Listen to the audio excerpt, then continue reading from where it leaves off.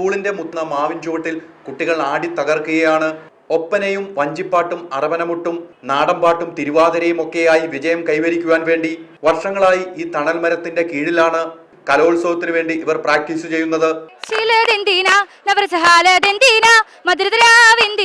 ഇനി മുതൽ നോവിന്തിനാ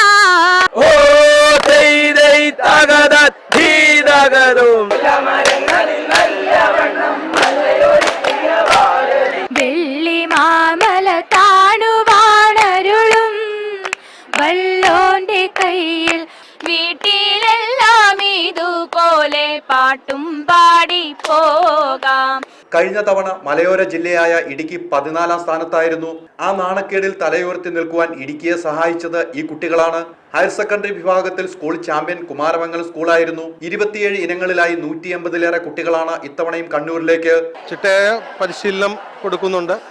അപ്പം തന്നെ ഏകദേശം ഹൈസ്കൂളും ഹയർ സെക്കൻഡറി വിഭാഗത്തിലെ 200ഓളം കുട്ടികൾ സംസ്ഥാന മത്സരത്തിൽ പങ്കെടുക്കുന്നുണ്ട്. 57ാമത് കൗമാരമേളയിൽ ഇത്തവണയും സ്കൂൾ തലത്തിൽ ഒന്നാമതെത്താൻ ഒരുങ്ങിയാണ് ഈ വിദ്യാർത്ഥികൾ.